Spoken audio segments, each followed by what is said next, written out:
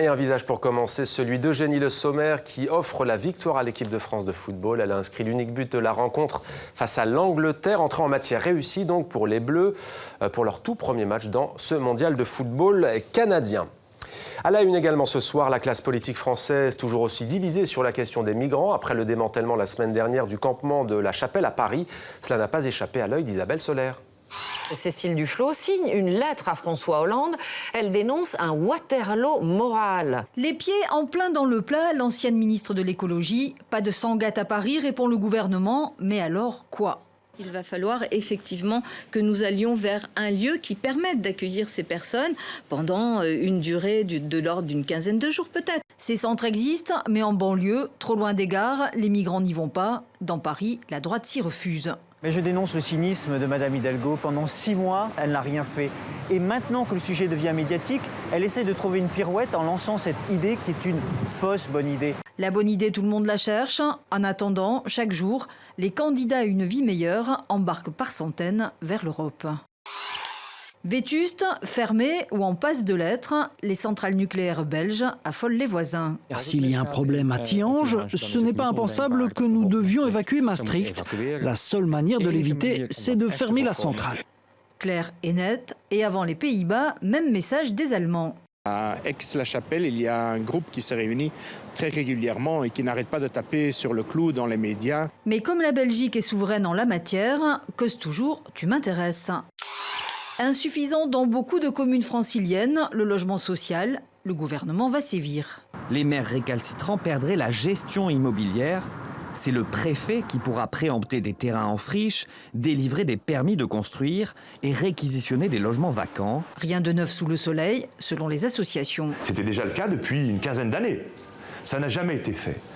Donc ce que j'entends, mais il faudra juger par les faits, c'est que le gouvernement veut cette fois passer à cette étape. Les contrevenants ont jusqu'à la fin 2015 pour s'engager. Après la carotte, le bâton.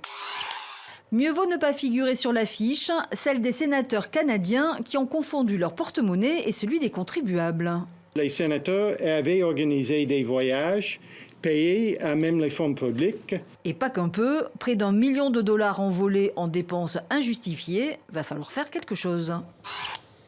À la une également ce soir, la suite du Forum économique international des Amériques. Ça se passe à Montréal, au Québec. La francophonie est de la partie et elle compte bien faire entendre sa voix sur le continent. Avec nous pour en parler, Étienne Allinguet, merci d'être avec nous sur TV5 Monde en direct de Montréal. Vous êtes le directeur de la francophonie économique à l'OIF, l'Organisation internationale de la francophonie. Alors on en parlait dès hier ici même, hein, le Canada va débloquer une aide de 10 millions de dollars pour les femmes et les jeunes d'Afrique francophone.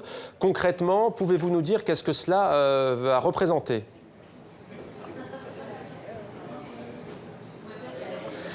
Bonsoir. Tout d'abord, je pense que cette aide représente une marque de confiance, une double marque de confiance. À l'endroit de la stratégie économique pour la francophonie qui a été adoptée par les chefs d'État et de gouvernement à Dakar en novembre dernier.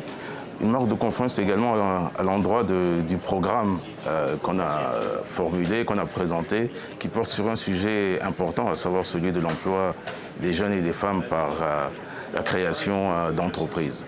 Je pense qu'à côté de ça, le geste du Canada est naturellement un signal fort lancé à l'endroit des autres membres de la francophonie pour les appeler, les encourager à se mobiliser, à mettre en mouvement cette stratégie économique. Alors je le disais, vous êtes en charge de la francophonie économique à l'OIF. Est-ce un concept ou une réalité, Étienne Allinguet?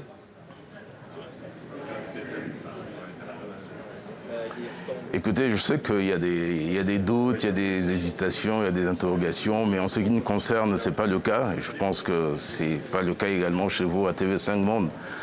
Ce n'est pas le cas non plus quand vous interrogez les dizaines, les centaines de maires francophones qui s'associent pour faire développer leur territoire avec des partenariats, avec des complémentarités, avec des initiatives particulières. Ce n'est pas le cas non plus pour les chambres de commerce qui s'associent justement pour mutualiser leurs efforts, développer des initiatives en matière de formation technique et professionnelle. Ce n'est pas le cas pour ces jeunes qui vont avoir notre soutien très très prochainement. Ce n'est pas le cas non plus des pays qui reçoivent notre soutien. Cette année est une année particulière en matière de développement international. Des échéances importantes sont à vue, la conférence de Paris, mais avant ça à New York, Addis Abeba. On se mobilise pour appuyer les pays francophones, les moins avancés en particulier, à mieux saisir les enjeux de ces échéances et d'avoir une participation active. C'est vrai que l'action économique francophone est peut-être moins connue que les autres champs sur lesquels elle intervient. Celui de la diversité culturelle et linguistique naturellement, le champ politique, l'éducation, etc. Mais il nous revient de lui donner une plus grande légitimité en lui donnant une plus grande visibilité en particulier. Alors, ça ne vous a sans doute pas échappé, Étienne Allinguet, un accord de libre-échange vient d'être signé à Sharm el-Sheikh en Égypte par 26 pays africains de la partie est du continent. Les francophones n'y sont pas majoritaires, loin de là. Comment passer à la vitesse supérieure concrètement en la matière ?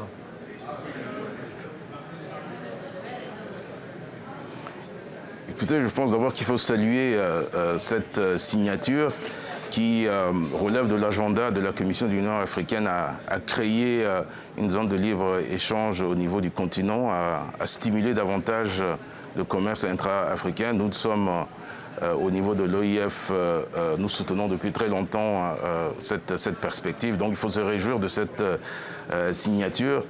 Naturellement, il faut encourager les autres communautés économiques régionales où les francophones sont un peu plus présents. Je pense à la CEDEAO, à la CEAC en particulier, à se rapprocher, à atteindre les objectifs que la Commission de l'Union africaine a fixés quant à ce rendez-vous de la création d'une zone de libre-échange au niveau africain.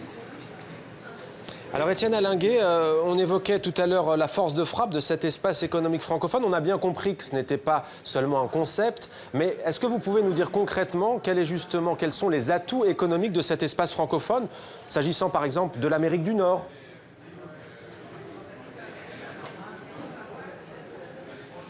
Écoutez, vous avez tout à fait raison de relever qu'un des atouts principaux de cet espace économique, c'est sa diversité géographique en particulier. Et nous sommes ici dans la francophonie nord-américaine qui a beaucoup apporté à la francophonie, qui continue à le faire à travers l'accord qui a été signé donc avant-hier. Aujourd'hui même, Madame la secrétaire générale a signé avec les autorités québécoises une entente importante, significative pour appuyer les politiques en faveur des jeunes. Donc cette francophonie nord-américaine est tout à fait active, dynamique. Mais il ne faut pas oublier d'autres pays qui relèvent de cette francophonie américaine. Je pense en particulier aux pays des Caraïbes, Haïti, Sainte-Lucie, Dominique. Et puis ces derniers temps, cette francophonie s'est élargie à d'autres pays. Le Mexique, le Costa Rica, l'Uruguay. Donc cet élargissement, à mon avis, va représenter de nouvelles opportunités, va ouvrir de nouvelles routes pour que les acteurs économiques puissent davantage se connaître et puis engager des actions dynamiques économiques. Étienne Allinguet, directeur de la francophonie économique à l'OIF. Merci à vous d'avoir été avec nous en direct de Montréal sur TV5 Monde.